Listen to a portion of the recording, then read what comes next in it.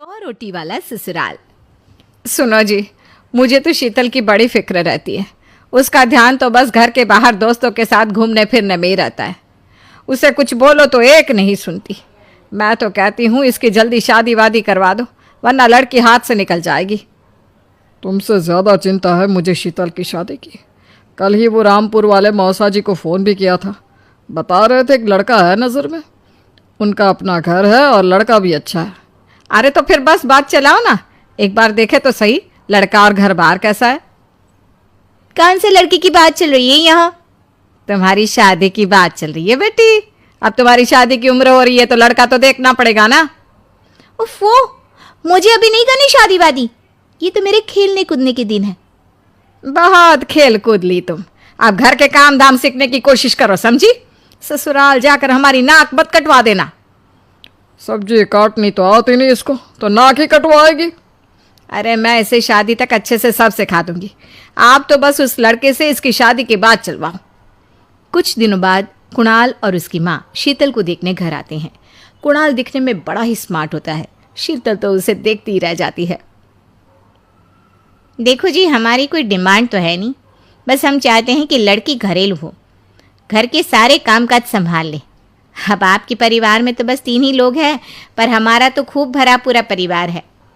बाकी हमें लड़की के घूमने फिरने दोस्तों से मिलने से कोई दिक्कत नहीं है।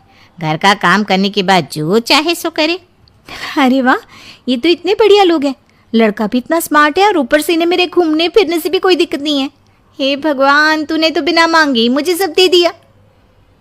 बताओ जी, और क्या चाहिए हमें? हमारी तरफ से तो रिश्ता पक्का है जी। बस फिर तो हंसी खुशी शीतल और कुणाल की शादी हो जाती है। शीतल मन ही मन बड़ी खुश होती है और उसी खुशी के साथ वो अपने ससुराल में कदम रखती है। आओ बहू, तुम्हारा अपने ससुराल में स्वागत है। ये मिलो अपने परिवार से। ये तुम्हारे ससुर जी, तुम्हारी ननद सुनीता और गीता, सुनीता के पति राजेश और उनके 2 बच्चे राजू और चिंटू। ये ना हमारे साथ यहीं रहते हैं। ये तुम्हारी दादी सास हैं और बाकी लोग अभी बाहर गए हुए हैं। इतने सारे लोग, ये सब यहीं रहते हैं इस घर में? अरे अभी तो मेरे देवर देवरानी और उनके 3 बच्चे यहाँ नहीं है। उसके मायके में भी शादी थी ना, तो बस वहीं गई है। कल तक आ जाएंगे। हे भगवान, ये घर है या धर्मशाला? ये सब एक साथ इस घर में कैसे रहते हैं? मुझे तो पता ही नहीं था इनका इतना बड़ा परिवार है। अब समझी कि कोई डिमांड क्यों नहीं की इन्होंने। ये सब चाल चले मेरे साथ। अरे बहू, खड़े खड़े क्या सोच रही हो? चलो अपने कमरे में जाकर आराम करो। जी माँ जी। अगले दिन शीतल का ससुराल में पहला दिन होता है। शीतल रसोई में जाकर सबके लिए खीर बनाने लगती है। तभी उसके ननद सुनीता आती है। अरे वाह भाभी, आज क्या बना रही हो? बस दीदी, आज वो पहली रसोई है ना, तो खीर बना रही थी। अरे भाभी, ये खीर वीर रहने दो। घर में 4 लोगों को शुगर है और कुछ लोग मीठा ही नहीं खाते। आप ना सीधा खाना ही बना दो।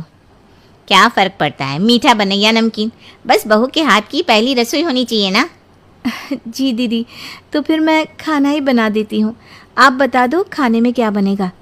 बस सिंपल सी कोई सब्जी बना दो, जैसे आलू गोभी या आलू मटर, और उसके साथ रोटियां सेक दो। हमारे परिवार में अब तुम्हें मिलाकर पूरे 20 लोग हो गए हैं। 15 बड़े और 5 बच्चे। बड़ों की 6-6 और बच्चों की 2-2 के हिसाब से रोटी बना देना।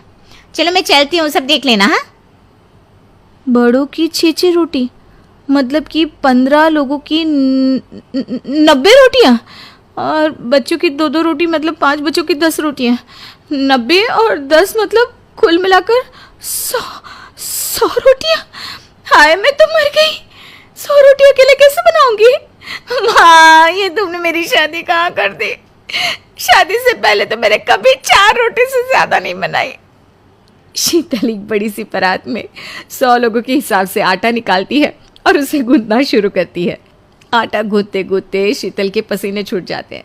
उसके बाद बारी आती है रोटी बनाने की। शीतल एक एक करके रोटी बनाना शुरू करती है और 10 रोटी बनाते ही अपनी कमर पकड़ लेती है।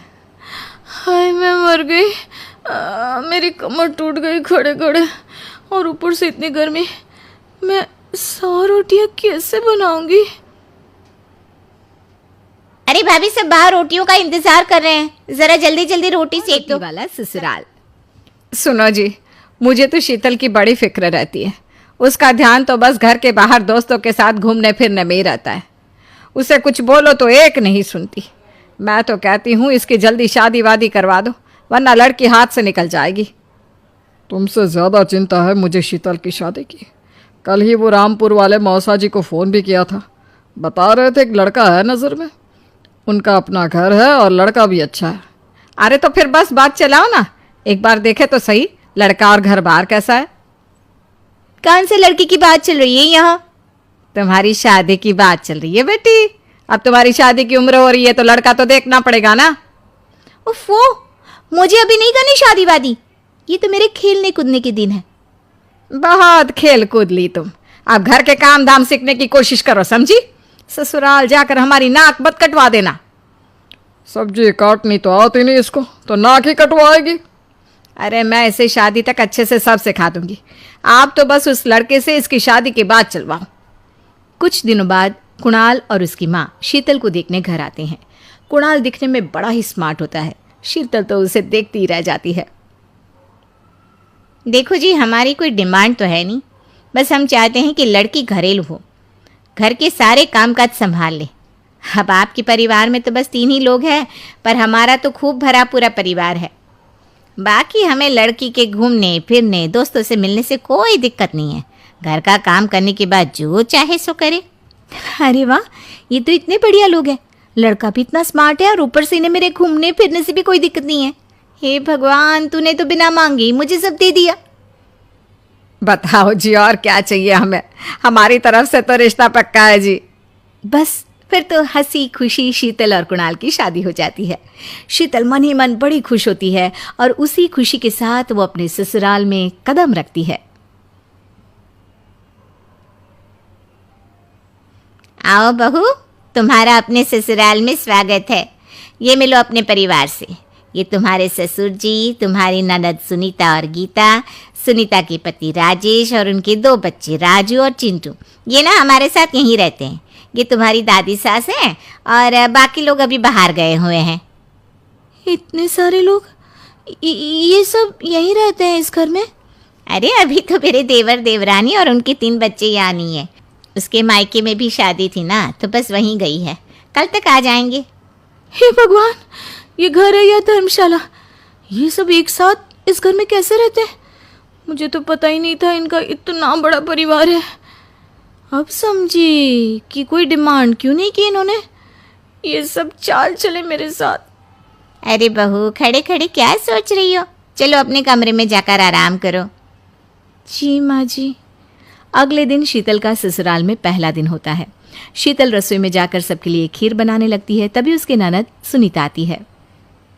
अरे वाह भाभी, आज क्या बना रही हो? बस दीदी, आज वो पहली रसोई है ना, तो खीर बना रही थी। अरे भाभी, ये खीर भी रहने दो। घर में 4 लोगों को शुगर है और कुछ लोग मीठा ही नहीं खाते। आप ना सीधा खाना ही बना दो। क्या फ़र्क पड़ता है, मीठा बने या नमकीन, बस बहू के हाथ की पहली रसोई होनी चाहिए ना।